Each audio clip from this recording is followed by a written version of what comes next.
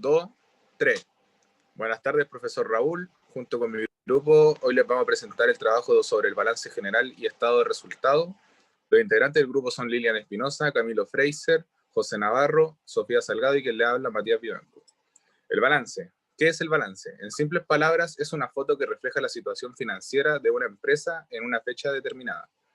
Es conocido por diversos nombres: balance de situación, balance contable o estado de situación patrimonial. La actualización del balance es requerida como mínimo una vez al año. Es un documento público para todas las personas, por lo tanto, es importante para las inversiones, ya que esto, mediante este documento, puede revisar si invertir en dicha empresa es rentable o no es rentable.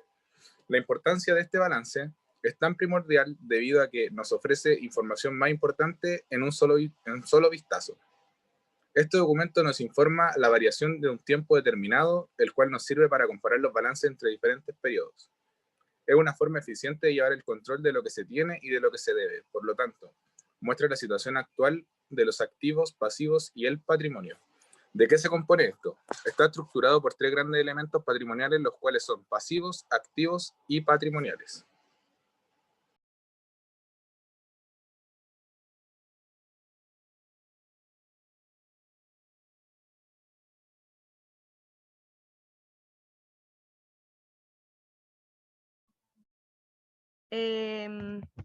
Ya, los activos son bienes, derechos y una serie de recursos con lo que dispone la empresa a su favor.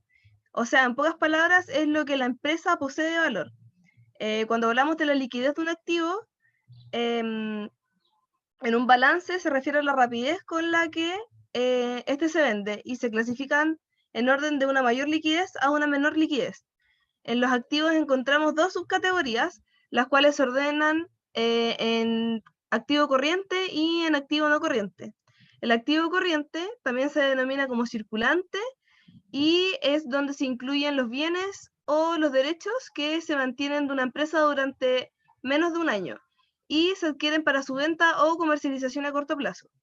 Los ejemplos de los activos corrientes serían las cajas, los bancos, las cuentas por cobrar, el inventario, las ventas y ganancias. Por otro lado, están los activos no corrientes o los activos fijos, que son los bienes o derechos que se mantienen en la empresa por más de un año y no se adquieren con la finalidad de consumirlos o de venderlos. Son bienes tangibles o intangibles que no se convierten en un efecto a corto plazo. Y ejemplos de estos serían las maquinarias, los mobiliarios, infraestructuras, los vehículos y otros. Los pasivos representan las deudas y las obligaciones con que las empresas tienen que cumplir y es el bien o el efectivo que la empresa financia su actividad o pagar sus activos. Son las deudas con las que hay que pagar en el presente, pero se han contraído en el pasado y se clasifican de acuerdo al nivel de exigibilidad. O sea, desde las que tienen que pagar más pronto a las que tienen que pagar, las que tienen más plazo para pagarlo. Y se dividen en 2 categorías, las cuales son el pasivo no exigible, que son los fondos propios de las empresas, y el pasivo exigible, que son las deudas que poseen las empresas frente a los proveedores, los bancos u los acreedores. Y a su vez, este tipo de pasivo se divide en 2 subcategorías, las cuales son el pasivo corriente o el circulante, que es el que vence en un periodo no superior a un año y se consideran con la intención de que estén en constante rotación. Y ejemplos de esto serían las obligaciones bancarias, los anticipos a clientes y las cuentas por pagar a los proveedores.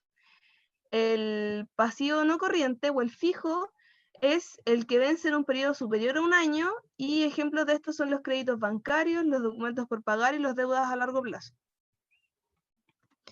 El patrimonio, que también se le conoce como capital, son los recursos que los socios o los propietarios invirtieron en el inicio de la empresa y se encuentran cuentas como el capital y las utilidades acumuladas.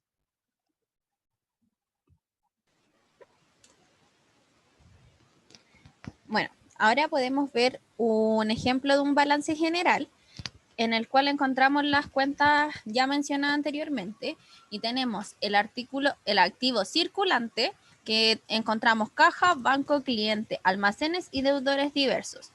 Tenemos con un total de 790.000 en caja, 20.000, 240.000 en bancos, clientes 245.000, almacenes 275.000 y deudores diversos con 10.000 pesos. En activos fijos tenemos edificios, que vendría a corresponder el local comercial, con un total de 150.000 y el equipo de transportes con 60.000 pesos, y eso nos estaría dando un total de 210.000 pesos. El total del activo corresponde a la suma del activo circulante con el activo fijo, con un total de 1.000.000. Por otro lado, tenemos el pasivo circulante, en donde encontramos los proveedores, documentos por pagar, acreedores diversos y impuestos por pagar. Recordar que los proveedores corresponden a las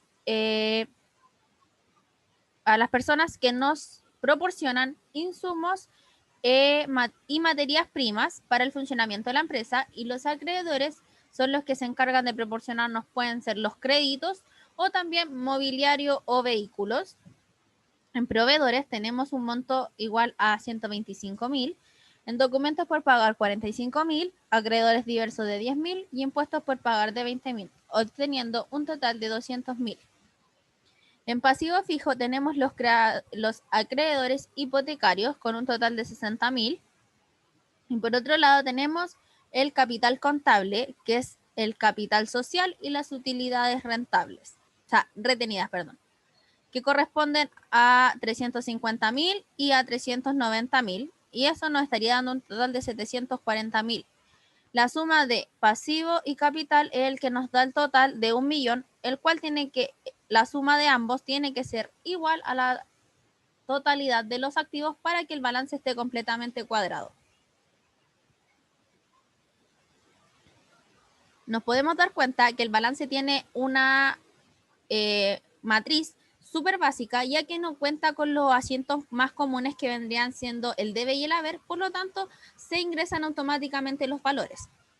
Aquí tenemos otros ejemplos. Tenemos el activo corriente, caja y bancos, que corresponde al efectivo que posee la empresa, los clientes, que vendrían siendo quienes nos compran, por lo tanto nos proporcionan el total de las ventas.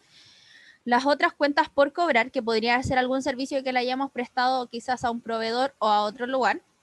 Los inventarios, que es el monto positivo que nos dejaron los inventarios, y los gastos pagados por anticipado, que puede ser alguna cuenta que se pagó anticipadamente, por lo tanto este mes no se corre con ese gasto. En los activos no corrientes tenemos activo fijo, depreciación y activo fijo neto. En este lugar también podemos encontrar la amortización y la suma de, como ya dije, total activo corriente con el total activo no corriente nos da la total de los activos. En pasivo y patrimonio tenemos los proveedores, bancos, que corresponde a los créditos de no tan altas sumas, los empleados, que vendrían siendo los salarios o sueldos, y el Estado, que vendrían siendo los impuestos. En pasivo no corriente tenemos las deudas a largo plazo, que vendrían siendo crédito hipotecario o créditos para los vehículos. En patrimonio tenemos capital y las utilidades acumuladas. Y el total, como ya dije, nos tiene que ser igual al total del activo. Aquí tenemos otro ejemplo, y si se dan cuenta, todos los ejemplos son en base a la misma matriz, por lo tanto no cambia y es más fácil de completar y más fácil de memorizar. Y ahora empezamos con lo que es el estado de resultados.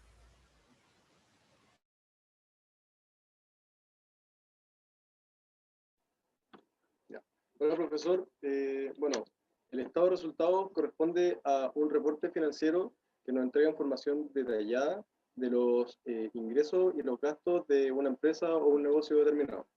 Este reporte nos permite analizar de una manera amplia y completa el comportamiento financiero de la empresa. En este informe, en base a esta información, podemos tomar decisiones de una manera un poco más segura y, podemos darnos cuenta de lo que está fallando o funcionando bien en nuestra empresa. En fin, Este se agrupa en 3 elementos contables, los cuales son ingresos, costos y gastos. Las principales cuentas son venta, que corresponde a los ingresos por venta en un periodo determinado. Tenemos costo de ventas, que corresponde al valor del costo de fabricación o producción de mi producto o servicio. Costo de ventas, el valor o el costo de producción. Tenemos las utilidades o margen bruto, que corresponde a la diferencia entre la venta y el costo de venta. Los gastos de operación, que corresponden a los gastos fijos de mi empresa, gastos que no puedo evitar, como lo son el pago del agua, de la luz, de los sueldos, de compra de suministros, etc. Tenemos los gastos de operación, que son, lo que dije recién, utilidad sobre el flujo, que son las ganancias antes de intereses, impuestos, depreciación y amortización. Lamento, estaba hablando rápido porque no tenía el cargador y lo acaban de encontrar. Me quedan los gastos y productos financieros, que corresponde a los gastos que no están relacionados con la empresa. La utilidad antes de impuestos, que son las utilidades antes de pagar los impuestos, las contribuciones de la empresa. Y por último, la utilidad neta, que ya sería mi utilidad, mi ganancia después de los gastos operativos, los gastos financieros y los impuestos.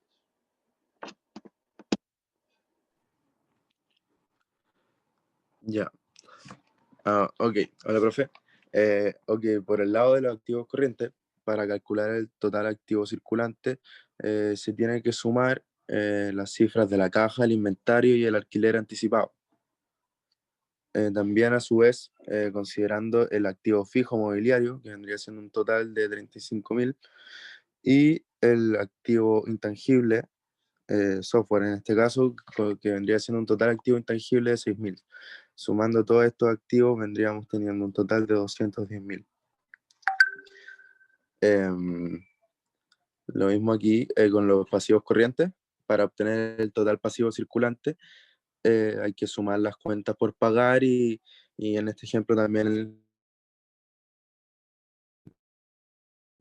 las cuentas por pagar que vendrían siendo los proveedores. También considerando el préstamo bancario, que vendría siendo un total pasivo no circulante de 30.000, y sumado con el patrimonio vendría dando un total pasivo de 180.000. Siguiente, por favor. Ya. Ok, en los estados de resultados. Aquí, para obtener la utilidad bruta, hay que calcular las ventas menos el costo de venta, que en este caso vendría dando una utilidad bruta de 12.400, y para obtener la utilidad de operación hay que restarle los gastos de operación, que vendrían siendo gastos de venta, gastos de administración y gastos financieros. Que en una suma de esto vendría dando 1.900, y restándole este gasto total de operación a la utilidad bruta obtenemos una utilidad de operación de 8.500.